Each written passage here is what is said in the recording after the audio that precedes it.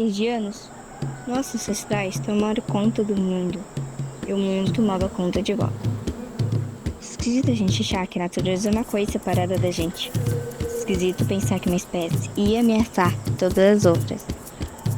Como se fosse possível existir sozinho nesse planeta. Como a gente achou que ia conseguir?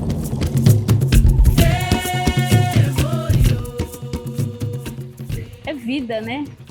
E isso é a nossa vida, a gente faz parte desses elementos, porque a gente carrega esses elementos como povo indígena, como uma mulher indígena, Mata Atlântica, que é o meu bioma, né? Isso para mim é vida.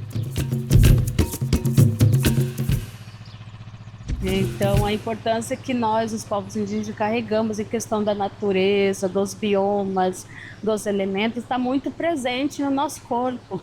Nas minhas falas que eu trago, né, e carrego comigo já como parte de mim, a gente fala do o grande erro da humanidade, né? É achar que esse daqui, esse rio que corre aqui, não faz parte do meu corpo, do meu sangue, da minha mente. E é onde a gente não, a humanidade, né, que não tem esse respeito e não vê isso com esse olhar como a gente, os povos indígenas, olhamos, deixaram de cuidar. Como indígena, quanto para não indígena, eu acho que ela é importante para todos nós, né? Não só para nós. Então é dessa maneira que talvez eu olho e vejo as matas, os biomas, né? É um mantimento de cultura nossa, do povo, que a gente busca as matérias-primas para utilizar e para fazer seu convívio no dia a dia, de uma forma que a gente possa utilizar dela, algo que ela nos deu, e a gente poder fazer parte dela sem fazer essa destruição dessas matas, né? Dessas florestas, desses biomas. Para a sociedade é perigoso isso, né? Porque a gente acredita que dentro dessa espiritualidade do Guarani, ele vai causar algo imenso como acontece hoje. Então essa é a esperança que a gente precisa resgatar e precisa plantar nas cabeças das crianças, talvez nas escolas, esse modo de pensar dentro da educação que temos hoje. Nós somos da terra e a terra, ela é a nossa mãe. Ela que nos fez, ela que nos alimenta, nos amamenta, né?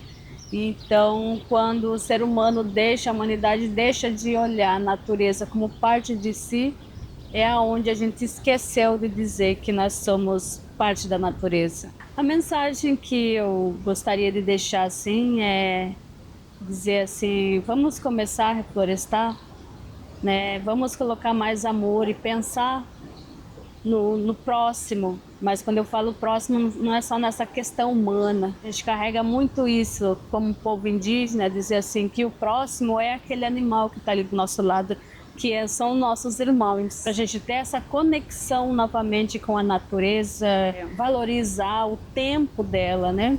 Dizer quanto tempo essa árvore leva para ela ficar desse tamanho e assumir fazer esse pacto, dizer assim, eu cuido de você e você cuida de mim.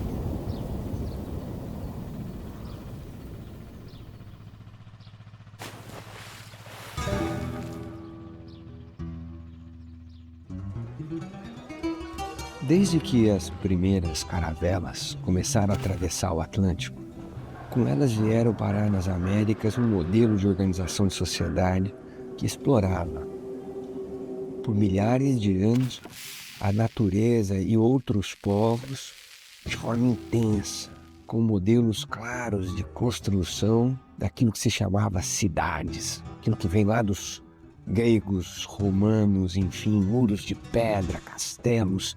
Esse é o modelo que vem para cá. Esse modelo se impôs escravizando os povos originários, sejam os africanos ou aqueles que eram os originários desse território, produzindo verdadeiras chacinas, genocídios que não podem ser ignorados. Esse território vivia esse contexto de abundância, de prosperidade, de paz relativa, de interação harmônica com a natureza, esse território ele era chamado de Pindorama. Esse modelo sangrou as colônias por séculos, deixando para trás terras arrasadas. Isso a gente vê nas minerações, no garimpo ainda no dia de hoje. Essa lógica de extrair uma pseudo-riqueza do subsolo, daquilo que está enterrado, dessa cultura que se impõe, deixou então marcas tudo quanto é canto, mas especialmente em muitas ilhas oceânicas que foram colonizadas, devastadas e posteriormente abandonadas por conta do adoecimento de todos aqueles que dependiam daqueles sistemas naturais, daquele suporte de vida desses pequenos territórios isolados. E é no rastro do avanço desse modelo que vem a Revolução Industrial, que aumenta ainda mais a demanda por recursos naturais e, com a queima de combustíveis fósseis, alimenta ainda mais as consequências trágicas da poluição da natureza, da atmosfera, das águas, do solo, as consequências dessa degradação para as sociedades e para os seus ecossistemas. Com as guerras lá no norte global, Primeira e especialmente com a Segunda Guerra Mundial, a produção de bens e consumo passa por um boom e com ela cresce também a demanda por energia. E vem a reboque ainda mais poluição dos nossos territórios. Tudo isso acaba produzindo ainda mais colapso local ou regional. Rios morrem, rios pegam fogo, enfim, a produção agrícola começa a sofrer quebras. E aí começa a crescer a percepção da ciência.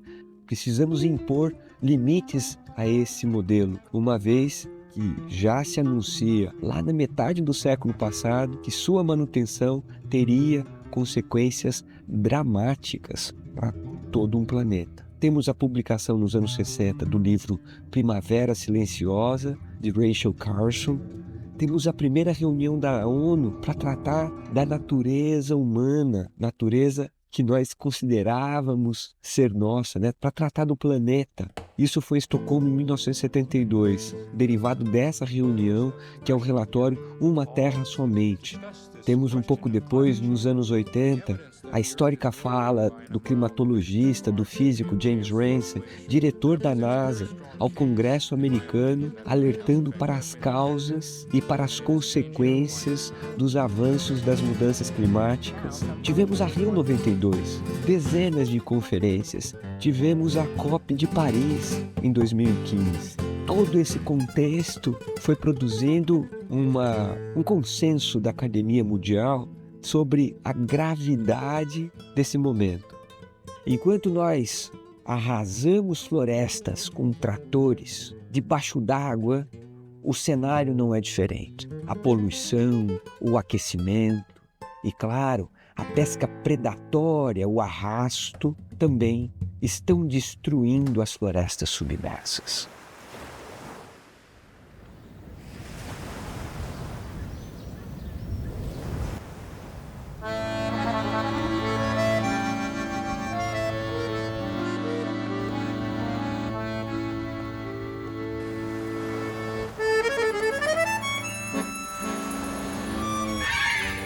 Bom, a sobrepesca é quando uma população, uma espécie, ela é pescada acima do limite, de recuperação dessa espécie, Ou seja, ela é pescada em excesso, num tempo muito curto, que não dá tempo para que essa espécie se recupere,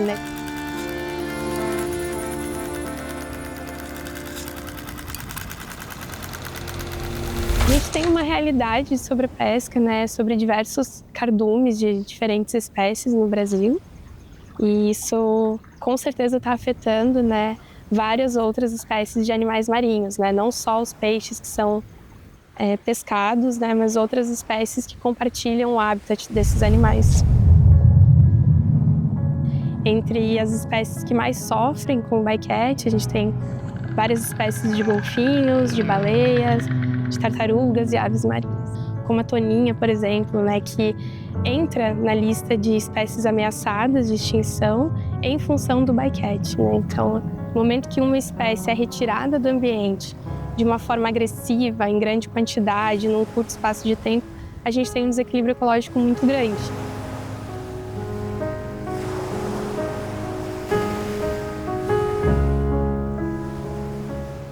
Essa pesca no passado, ela era uma coisa de partilha, de solidariedade. Lá, os nossos ancestrais, eles foram os verdadeiros guardiões. Começou a vir uma forma de ver esse local como então explorar de outra forma. Se a gente perder nossa forma de ser e de fazer enquanto os guardiões nós faziam, a gente vai perder muita coisa. Uma vez de uma comunidade pesqueira criada nisso, vivida nisso, nunca ninguém tira isso da gente. Então, é assim que eu me vejo.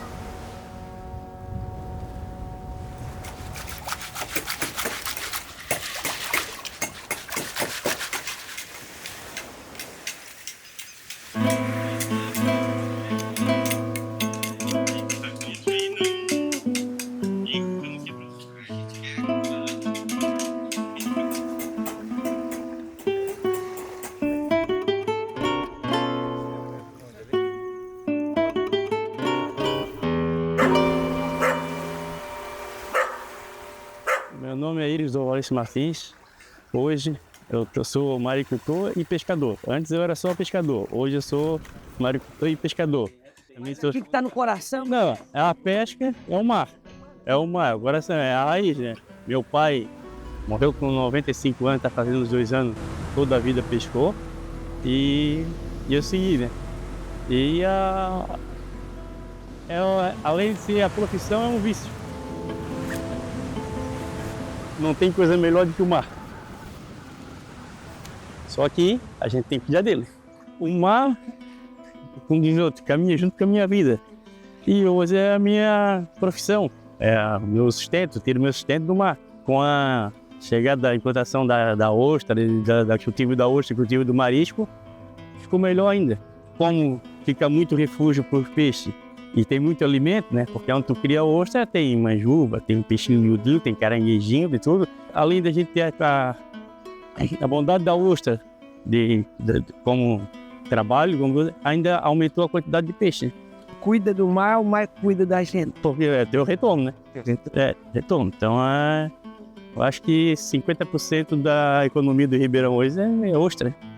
Quando, no caso, eu tinha 10, 12 anos, as condições eram difíceis, porque tinha bastante peixe, mas não tinha para te vender, então não vendia. Chegavam até a trocar peixe por café, por farinha. Então, assim, era trabalhar para comer.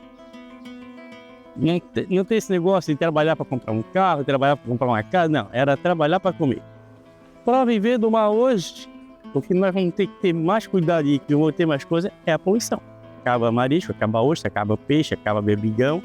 Tem que cuidar de vários aspectos, né? Não só de, vamos supor, saneamento básico. Saneamento básico para mim é o principal, que tem que ser cuidado. Quando dá esse calorão, o que está acontecendo com a ostra quando vem o calorão? Quando vem o calorão assim, morre, né? A ostra morre porque a água esquenta e fica pouco alimento para elas e ela, além de pouco alimento, ela choque térmico da água que esquenta, né?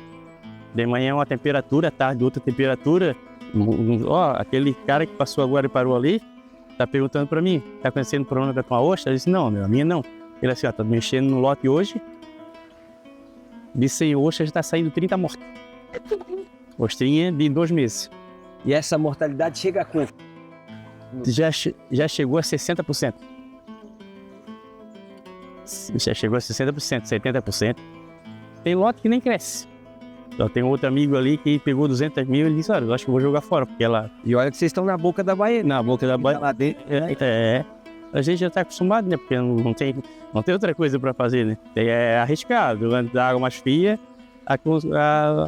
não morre tanto. Dentro da água mais quente, morre mais. Então, é temperatura também do ambiente, né? Água quente, que é da própria natureza, já morre se tiver poluição e poluente. Eu acho que a gente tem que cuidar do mar como a gente cuida da nossa casa. Deixar limpinho. Não só para maricultor, não só para pescador, mas para todo mundo que mora na beira de uma praia, o que puder fazer para limpar uma praia, para não jogar plástico, para não jogar nada no mar, para não poluir, está fazendo o que ele não está fazendo só para ele está fazendo para toda a comunidade. E como esses plásticos hoje demoram para se desfazer, né? Aí fica não sei quantos anos lá para se desfazer, mas só que ele vai se quebrando, né? Que sirva de, sei lá, de alerta para alguém que hoje não está fazendo nada, né? E que o pessoal, com certeza de que outras culturas que estão vindo, algas, essas coisas, produz, é bom para a economia, é bom para tudo, mas seja consciente, ou cultive certo para não estar dando problema de poluição, problema de... O essencial é regra. Tem oceano para todo mundo. Para ter mar para todo mundo, só que botar regra que é para todo mundo trabalhar junto. A preocupação com esse ecossistema também é muito grande, porque ele está sendo grilado tanto quanto a Amazônia. Vamos começar a se comparar com o semi-industrial, vamos começar a não ter as nossas tradições vividas e cuidadas para a gente estar cedendo a essa ligeireza do tempo. Se enquanto tem pesca saudável, enquanto tem água saudável para pesca, né, existe a alimentação garantida e existe o ecossistema ambiental também preservado. Eu sonho muito que a modernidade não tire a nossa essência, não facilite as nossas perdas. É que as pessoas, nas suas atitudes, pensem o que eu estou fazendo, mudando isso, o que isso vai acarretar, e pense mais no ganho coletivo.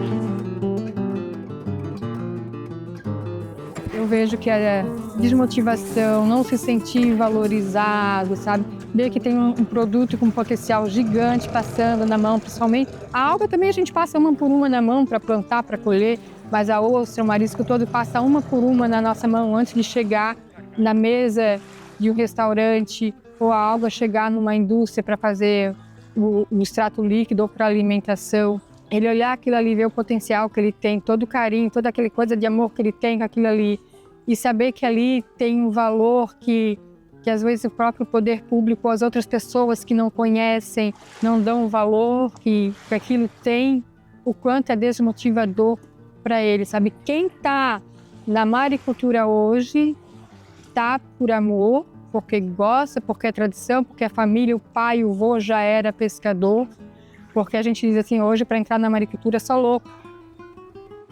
Tá? Quem realmente precisa disso, vive disso e tem amor por isso.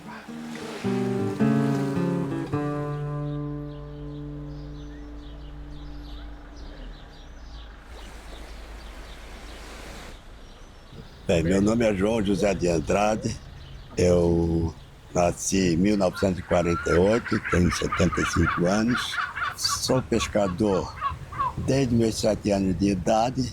Nós estamos aqui no marco da cidade de Florianópolis, que é a Ponte Ciro Luz. Esse canal de acesso, nas orlas desse canal, me traz saudades de lá dos meus 8, 9 anos de idade, quando não precisava sair com uma embarcação para pescar camarão, pescar peixe. Da beirada da praia, em coisa de meia hora, a gente pegava um balaio de camarão, e camarão graúdo, não era camarãozinho miúdo, como hoje tem muita abundância, e o pessoal não respeita a disciplina de malha e vai batendo em excesso. Eu tive o prazer de, a época em que aqui tinha um porto ainda, de mergulhar de cima do bordo do navio e atravessar o canal a nado com outro companheiro, apostando com gringos argentinos, uma maçã, um maço de cigarro. Tinha que chegar aqui nessa praia, pegar areia na mão e levar areia, e chegar lá e apostar para eles que pegou areia na mão. E aí ganhava a corrida aquele que chegasse primeiro. Um canal muito farturento, tem uma criação de peixes aqui de todas as espécies.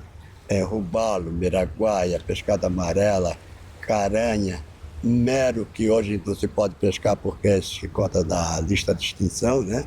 Existe a esperança desde que seja feito um trabalho de despoluição total das nossas baías. Esgotamento sanitário que é jogado diretamente ao mar hoje, por indisciplina, não da população em si, mas uma grande parte dos mandantes, governo, prefeitura, a própria Casan que faz os projetinhos a Tangalamanga. Os turistas que vêm à nossa cidade, quando eles saem da cabeceira da ponte, entrando no centro, eles já sentem aquele mau cheiro, por uma coisa que foi implantada num lugar totalmente irregular. Florianópolis merece respeito e carinho, merece ser bem tratada, né? Às vezes a gente ignora todos os patrimônios, tudo aquilo que está logo abaixo d'água, né? O que mais que tem aqui embaixo? Tem um navio que na época levava o nome de Unidos. Em torno de 1953 ele foi a pique, carregado de banha, farinha, bicicletas e madeiras. Ele se transformou, ao longo desses anos, num grande criador de espécies de peixes. Se dependesse de mim, não seria permitido o uso de redes de pesca entre as pontes. Se transformaria num local específico para preservar a criação total.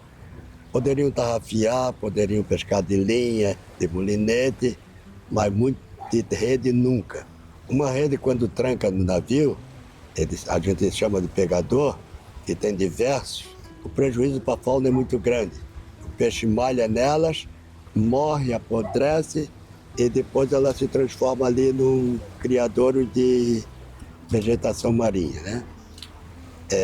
Mas a pesca é praticamente constante nesse canal.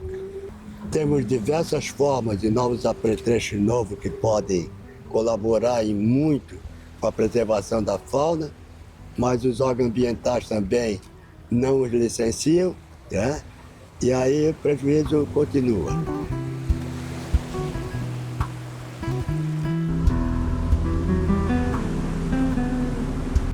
Qual a importância do mar para você? É tudo, na verdade, né? Porque a gente tem uma ligação já desde bisavô com o mar, né? Família toda. Então, a gente tem uma ligação realmente assim de amor, de carinho, né?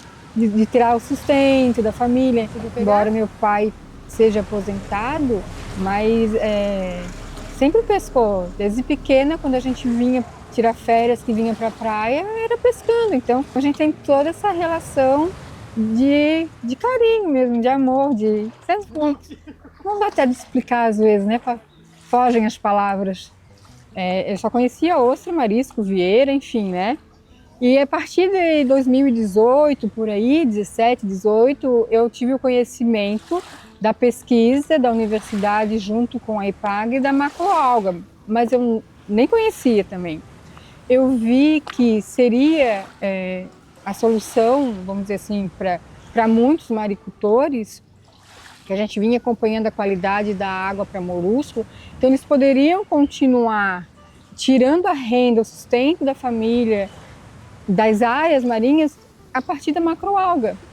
A nossa área de cultivo estava dentro dessas áreas que seriam uma das primeiras a ficarem viáveis para o cultivo de moluscos, né? E eu percebi que, se a gente quiser continuar, minha família também quiser continuar vivendo da maricultura, tirando o sustento da nossa área, a gente teria que partir para a macroalga. A maior ameaça é a questão microbiológica, sem sombra de dúvidas, né? A poluição. A poluição, sim. Isso, infelizmente, não é um problema só nosso, né? É de todo o litoral, não só de Santa Catarina, mas está chegando a um ponto que começar a ficar inviável. A gente agora está tendo o novo programa, que é o Molubis, né? Que veio com mais restrições, são mais análises, outros parâmetros para serem avaliados. Então a gente está percebendo que está selecionando muitos produtores nessa questão. Alguns vão continuar com ostra ou com marisco, ou vão ter que migrar para alguma outra atividade. Falta investimento público em tratamento de saneamento básico, que não deveria ser básico. um dos parâmetros que a gente vai ter que começar a analisar e provar que não tem nada é a questão de metais pesados e outros metais. E a depuradora, ela vai depurar metal? Não vai. Já não tem nem estudo que comprove isso. Depuradora é para microbiológico, é para coliforme fecal. Chorei bastante, né, de tudo, mas aprendi bastante também.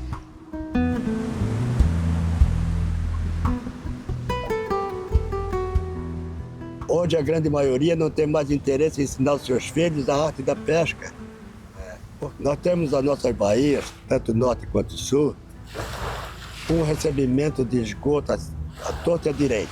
Porque antes de se pensar numa rede de esgoto, teria que se pensar primeiro na estação de tratamento num lugar totalmente apropriado. E hoje existe a proposta da Prefeitura Municipal, através do prefeito Topazio, de colocar um emissário terrestre na vala número 10 do Saco dos Limões, o que nós não concordamos. Nós temos ali desde o berbigão ao caranguejo, peixe de tudo quanto é espécie. Eu idealizei um projeto que não consegui ainda colocar em prática, porque precisa de dinheiro e eu sou pobre e não tenho, de fazer uma balsa para a limpeza dos mangues de Florianópolis. Se for lá hoje fazer uma filmagem dentro do mangue, vai se deparar com pelo menos 4, 5 caminhões de garrafa PET. Cacaeira. Uma cacalhada de tudo quanto é jeito. Desde que está dentro do meu coração, professor, é que eu gostaria, eu tenho netos, bisnetos, eu gostaria que eles, lá adiante, quando eles se transformarem em pessoas adultas, possam ser felizes, possam viver numa terra, num planeta feliz, sem guerra, sem ganância, porque há milhares e milhares de pessoas hoje passando fome, passando necessidade, por causa da maldita sede do poder. Eu posso e eu vou fazer. Não, não é assim. Tem que pensar no amanhã. O planeta se modifica a cada dia. A cada dia. Eu gostaria que no futuro os meus netos pudessem tomar um banho dentro da nossa baía, uma água onde eles pudessem sentir o sabor de que não vão pegar uma micose, não vão pegar uma doença. Hoje, toda a encosta catarinense de Florianópolis, ela oferece risco, tanto da ilha quanto do continente, ela oferece risco à população, às crianças, ao jovem, ao adulto e ao idoso. Quando eu era pequena, que a gente veio morar aqui no Ribeirão, a gente vinha passar férias, porque a família do pai é daqui. A gente via estrelas do mar, via cavalo, mas isso tinha sumido. E esse ano eu vi muito estrela do mar aqui novamente. Camarão, a gente puxa a corda de alga, é camarão pulando para todo lado. Peixinho porco que não se via mais, né? Então a gente vê que a macroalga ela trouxe muita essa diversidade de espécies novamente aqui para o lugar, né? Não sei nem te explicar, assim, é lindo de ver você tirar, só em mexer nela a gente vê a diferença que dá na pele da gente, na mão da gente. Teria que ter um estudo para realmente avaliar essa questão da qualidade da água, mas a gente vê realmente que tem essa diferença. A olho nu a gente vê que tem uma diferença, né? Cantarolar o sopro do mar. As algas, né, elas são a base de toda a cadeia alimentar marítima. Elas que são o verdadeiro pulmão do mundo, né? Elas são responsáveis pela captura de gás carbônico atmosférico e são a base de alimento de vários grupos de zooplâncton, que são a base alimentar de vários outros grupos de animais marinhos. Da manhã, lá vem. A importância das florestas marinhas, elas são um ecossistema assim, que tem várias funções, né, no ambiente, né, tanto quanto abrigo para a fauna. As florestas marinhas elas são zona de reprodução, zona de alimentação para a fauna marinha. As florestas marinhas, semelhante às florestas terrestres que a gente conhece, elas formam um dossel, então tem todo um estrato vertical ali, onde tem comunidades de diversas espécies que vivem nesse estrato, né? Então tu vai ter cavalo marinho, tu vai ter peixes, tu vai ter camarões, né? Crustáceos em geral, tu vai ter anêmonas, né? E mesmo a floresta marinha, ela serve de proteção para outras algas, tipo, né, o sargaço, no caso, que é uma alga que tem um porte maior, ela forma um sombreamento e uma proteção para outras algas que vão crescer sobre a rocha ali embaixo. Elas prestam diversos serviços ecossistêmicos, que a gente pode, né, desde a produção primária, produção de oxigênio, sequestro de carbono da atmosfera, né, então ajuda a mitigar a emissão de gases de efeito estufa, né, são fonte de alimento também para pessoas, para a maricultura, né, então acaba afetando também as comunidades costeiras. E elas estão filtrando ou absorvendo o excesso de nutrientes da água, que é causado pela poluição. Então, de certa forma, elas acabam mitigando também um pouquinho o efeito da poluição, né, até certo ponto, e melhorando a qualidade da água nas regiões costeiras. Na região de Santo Antônio não tem mais sargaço, não tem mais esse tipo de formação de floresta marinha ali, né? E em direção a Sambaqui, quer dizer, onde tu vai diminuindo esse adensamento urbano, tem um gradiente. Então, a partir de um ponto aqui do Sambaqui, ela começa a aparecer. Aliás, a partir desse ponto onde a gente está aqui, que é a Laje do Gato. Apesar de toda essa informação, apesar de todos esses esforços, todos os investimentos que o planeta fez em ciência ao longo das últimas décadas, e apesar dos cenários que foram construídos, as emissões de gases de efeito estufa não param de crescer e estabelecem, em 2023, esses valores surpreenderam a ciência e expuseram o mundo a limites de aquecimento que deveriam ter sido evitados. Nós estamos falando de aquecimento que superaram a casa de 1,5 graus Celsius. Isso foi o terceiro aumento anual consecutivo depois da pandemia de Covid-19. A temperatura superou o aquecimento de 1,5 graus por alguns dias, 2 graus Celsius, em relação ao período pré-industrial. E como consequência, hoje cerca de 1/3 da população mundial tem sido exposta a ondas de calor que são mortais. Grandes incêndios florestais destruindo regiões inteiras. Tivemos os incêndios na América do Norte, lá no Canadá, tamanha foi sua dimensão que suas fumaças transformaram Nova York em um cenário apocalíptico. Essas fumaças chegaram à Europa e esse processo ele representa um aumento de 9 vezes o que nós observávamos antes. Hoje temos mega secas, grandes regiões sofrem com a falta de chuva e, como o Nordeste brasileiro, ali algumas regiões rumam para a desertificação. A resposta para o problema é uma resposta global, né? E que não é fácil para o cientista decifrar, não é? Qual é a melhor solução. Que há projetos como este nosso, né? O Restore SIS, que podem formar estas pontes entre diferentes conhecimentos, né? Conhecimentos tradicionais, indígenas, de gestão dos recursos marinhos. E os recifes de coral são ecossistemas que estão, infelizmente, na frente dessas consequências do business as usual, né? Como sabemos, os recifes de coral, no meio deste século, vão desaparecer ou vão colapsar como ecossistemas funcionais. E mesmo que consigamos manter um aumento de temperatura até os 2 graus, em comparação com o período pré-industrial, os recifes de coral vão ser, de facto, os primeiros ecossistemas que vão colapsar. Não ter esses ecossistemas para quebrar a energia do oceano pode ter consequências como consequências de erosão costeira. Vamos ter que modificar a nossa maneira de viver. Acho que é uma discussão que a sociedade vai ter que ter em muitos diferentes níveis.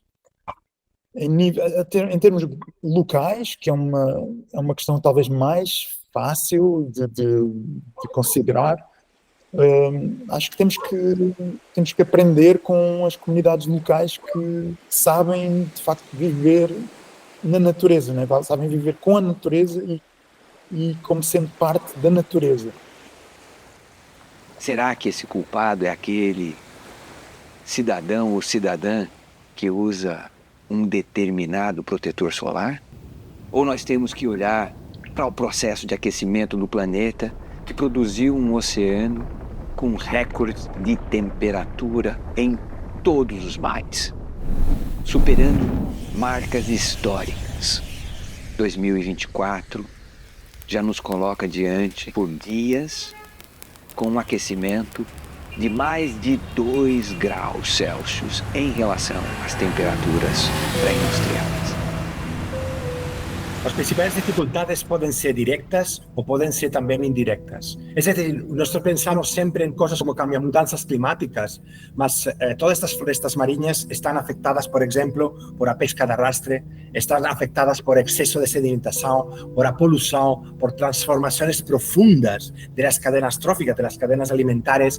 Há muitas coisas que estão de forma conjunta afetando as diversas florestas marinhas do mundo todo. São florestas que compostas de algas, compostas de também plantas como as fanerógamas, também compostas de corais, gorgonas, esponjas. São feitos para acumular carbono também e para intervenir nos o que se chamam ciclos biogeoquímicos, isso é dizer, a purificação um pouco de água e a transformação. Até agora se fazia algumas coisas relacionadas muito com conservação, como áreas marinhas protegidas, que é uma boa ideia, é uma coisa que tem que funcionar, mas não é suficiente. Vivemos talvez um dos maiores, se não o maior, evento de branqueamento no sul global. Né? Como é que você vê esse grande desafio nesse contexto, quando as mudanças climáticas nos colocam diante de um cenário nunca antes vivenciado pela ciência do planeta? Este branqueamento está portando al límite os organismos que são bioconstructores, os organismos que são as casinhas de outros organismos e que servem para que todo o sistema funcione de uma maneira como um relógio. Este relógio se está estropeando. O problema do branqueamento é uma coisa natural, todos sabemos isso, mas o problema é a frequência e a intensidade, que cada vez é mais e mais profunda. Esse é o problema mais grave. Então, agora mais que nunca, é questão de tentar compreender como parar todo o que tem a ver com as mudanças climáticas. É uma coisa de caracterial, é uma coisa que nós temos que intentar compreender, de mudar-nos para poder arrestar, cambiar, parar a mudança global do planeta. É fundamental isso. Portanto, é urgente que nós tenhamos remédios para esse planeta adoecido, que podem nos fazer ganhar tempo, até que nós tenhamos todas as condições para termos uma educação libertária, emancipadora, que será a vacina definitiva para nós termos o planeta justo que nós merecemos. E esses remédios são políticas públicas. O sistema capitalista acaba colocando nas pessoas a responsabilidade pelo momento de colapso que a gente vive, né? Você tem que fechar sua torneira para salvar o planeta, né? O que você acha disso, cara? Como é que você vê esse momento do sistema capitalista responsabilizando indivíduos no lugar de olhar para dentro do sistema? A vida humana no sistema capitalista já é uma contradição por si só, né? Eu acho que é do sistema responsabilizar o indivíduo e não fazer a discussão sobre as coletividades e o conjunto, né, da sociedade. E uma sociedade capitalista que tem como princípio o aumento do consumo, o acúmulo de riquezas de alguns grupos em detrimento da capacidade de consumo de outros, certamente é uma sociedade que não dialoga com os limites das questões ambientais. E tudo aquilo que a gente consome e utiliza acaba criando um saldo negativo nas fontes naturais, né? Sem contar que também o modelo capitalista ele dissociou a nossa relação íntima, a nossa relação espiritual, a nossa relação de compreensão da natureza, né? E fortaleceu essa posição de que estamos aqui para explorar, tanto é que a gente chama a natureza de recursos naturais, né? E tem uma coisa bem legal, assim, até que quem fala muito é o Ernest, né? Nós não somos um ser inteligente. Nós estamos dentro de um sistema inteligente, de uma inteligência que é a inteligência da natureza, né? Desses fluxos, desses processos, né? E quando a gente se dissocia desse sistema de inteligência, a gente rompe com esse processo e acaba levando ao colapso, né? E nesse contexto, como é que se insere a questão, por exemplo, inclusive da legislação que vocês estão construindo, do uso de plástico uma única vez? E aí descarta essa coisa, produzindo uma montanha de problemas. Então, acho que essa conduta individual, ela é muito das consequências também um pouco da ética individual, né? E da compreensão e da consciência ambiental individual. Mas a gente sabe que para mudanças estruturantes, a gente precisa de ações estruturantes, políticas públicas, legislação, que o uso do plástico, ele é muito recente, não tem 100 anos, o plástico de uso único, né? É muito recente, ainda mais 50 anos, né? E a gente percebe o quanto que isso está cientificamente comprovado, que tudo está ficando no mar, né? Então a gente pensou, dentro de uma lógica também de muita gente no mundo discutindo isso, que é acabar com o plástico de uso único. Então tem muitas embalagenzinhas que é uso único. A nossa proposta de lei é acabar com esse plástico de uso único e fazer uma transição para outros materiais, de base de celulose, a base de materiais compostáveis, né? Como fécula de mandioca, de batata, resíduos de cana, e utilizar dessa nossa capacidade ainda natural, né, de construir a partir do sol e do solo, que podem se transformar em materiais que serão materiais de degradação natural tranquila. Na verdade, o próprio sistema capitalista ele se desenvolve com uma predação da natureza. Ele precisa de predar a natureza de alguma forma, transformar matéria-prima em produto para ele subsistir. Como indivíduo, como cidadã, essa culpabilização que o próprio sistema transfere ao indivíduo, a culpa da poluição, a culpa das tartarugas morrerem em alto mar, né? Essa coisa toda, desde o canudinho até o negocinho do palito de dente, uma coisa assim. Isso sempre me intrigou muito em tentar entender essa lógica sistemática, né? E a gente tem, na realidade, poucos marcos legislativos que recaem sobre a responsabilização das grandes empresas, que na verdade é sobre isso que a gente está falando quando trata de energia renovável, de energia fóssil, né, das grandes empresas. Existem vários documentários, por exemplo, que mostram as empresas jogando lixo em alto mar ou coisas desse tipo, né? Então acho que a gente vive um momento que alguns indivíduos incorporam essa culpabilização, né? A gente vê uma série de novos costumes, de novos padrões sendo utilizados, que muito particularmente eu acho inclusive que são novos costumes impostos inclusive pelo próprio capitalismo.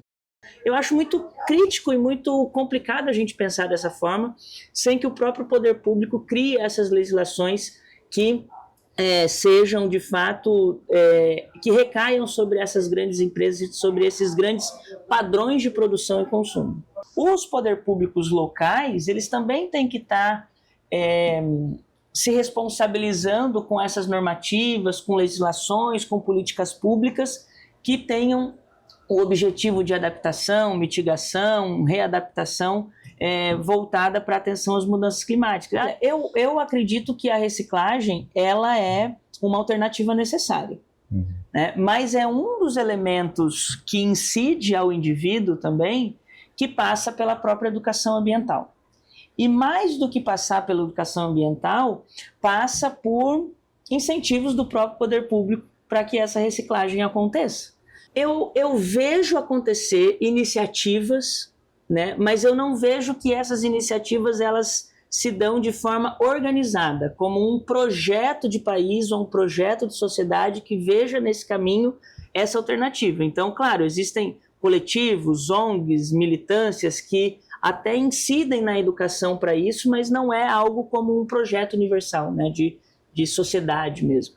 Temos muita dificuldade de formar gerações constantes com várias consciências, né? Consciência de uma sociedade democrática, consciência de uma sociedade ambientalmente justa, né?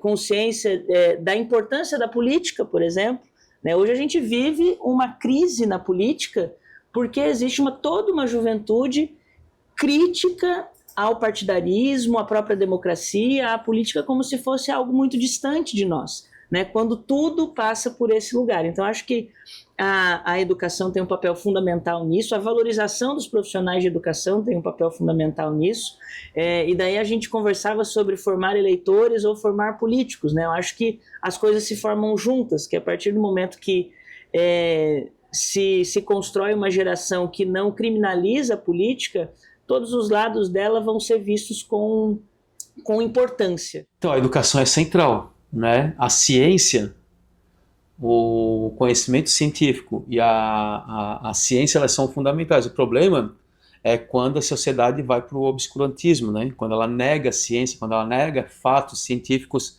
demonstrando a realidade e modelagens que podem nos colocar num futuro muito preocupante, muito colapsante. Então a gente precisa primeiro entender que a ciência pesquisa e tem apontado esses indicadores. E depois transformar isso em informação de massa, para as pessoas compreenderem. A oposição a isso, que é o obscurantismo, a negação à ciência, né? E que é muito a partir de valores da extrema-direita, vamos chamar assim, e que não querem fazer pensar o modelo capitalista, não querem fazer refletir os impactos do modelo capitalista, principalmente, né? A gente precisa ter estratégias para fazer isso, né? E estratégias também dependem de políticas públicas. Certamente, a gente precisa avançar muito nessa construção das políticas públicas em prol dessa educação ambiental e da sensibilização das populações, né?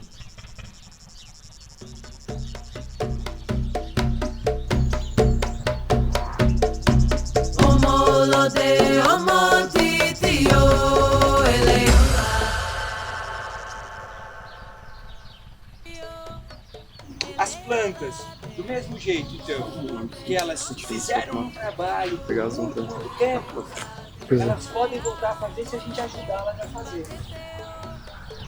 Agora, para a gente ajudar elas a fazer, a gente vai precisar de mudar alguma coisa. O que a gente precisa mudar? Forma de pensar, forma de pensar. O que uma planta precisa para fazer oxigênio? Sol. Para fotossíntese. A gente vai ver aqui nesse aquário a produção de oxigênio. Aí vocês vão ler aqui para mim, tudo bem. Vocês vão ler aqui para mim qual que é a quantidade de oxigênio que tem nesse aquário. O oxigênio está aqui embaixo, ó. Está em 3,4, 3,5, está no limite de ser pouco demais. Ainda não me decidi o que eu quero fazer no meu tempo. Eu quero que a gente consiga melhorar do estado que a gente está agora. Estamos poluindo muito para que a gente consiga poluir menos e ajudar mais. Ajudar mais a natureza, o meio ambiente.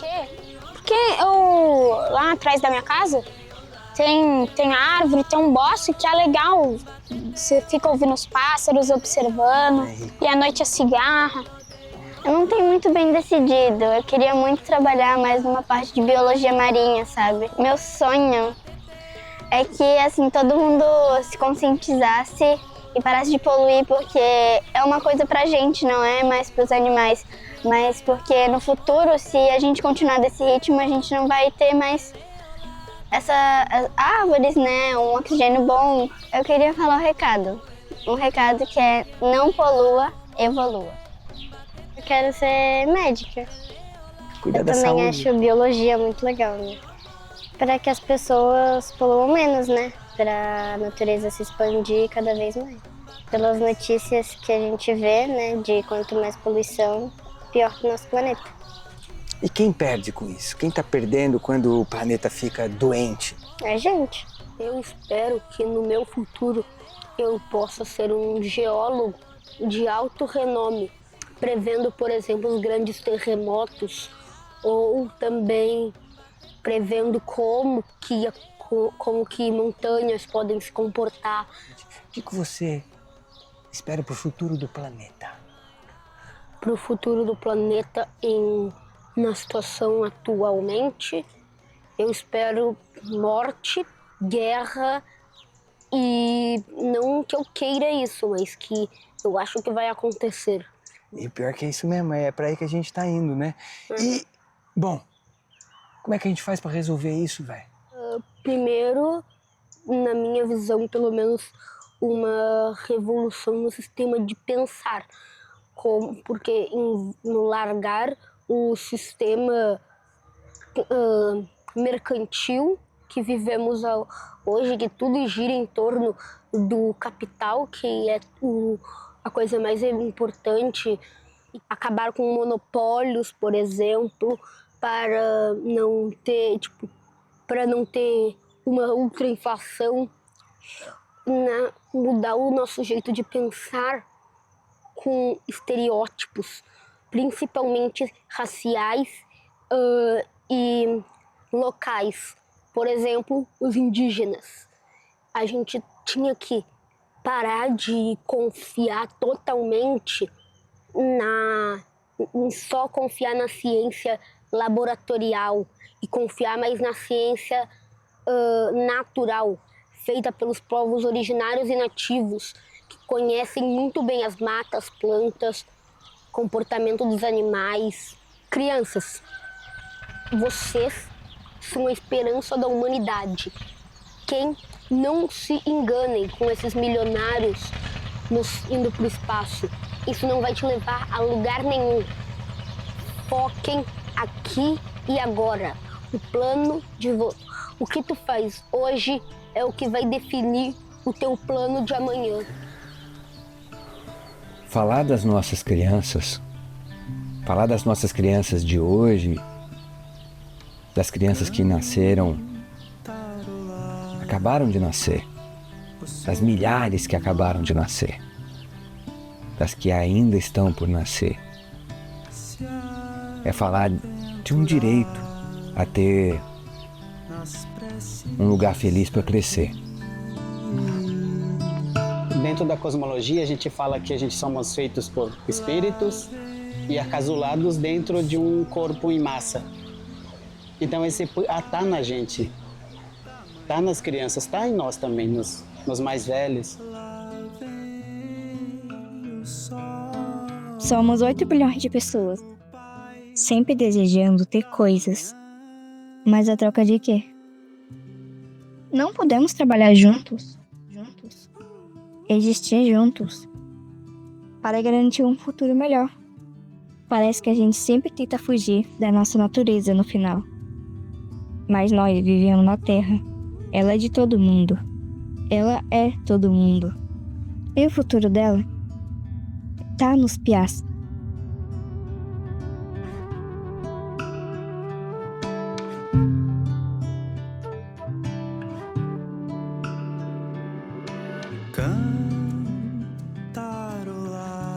Eu sou Eliara, sou cacica aqui da aldeia Tequamporã, que faz parte do território Morro dos Cavalos. E hoje também sou professora, né, dou aula para as crianças. Sou professora desde os meus 18 anos, né? Olha, eu gostaria imensamente de agradecer. Peço que vocês tenham sucesso em todos os projetos que vocês têm pela vida fora, né? Meu futuro é pequenininho, mas o futuro de vocês eu espero que seja bem amplo. Pô, que coisa linda, cara. Parabéns, parabéns. Botar essa molecada pra pensar, né? Acho que o cabo também tem uma coisa azul, tu vai ver uma guerra de siri. Não, ela é bem tranquila, essa balsa aí. É uma plataforma de trabalho. Então a cachoeira é bem ali perto e a gente vai lá tirar algumas fotos.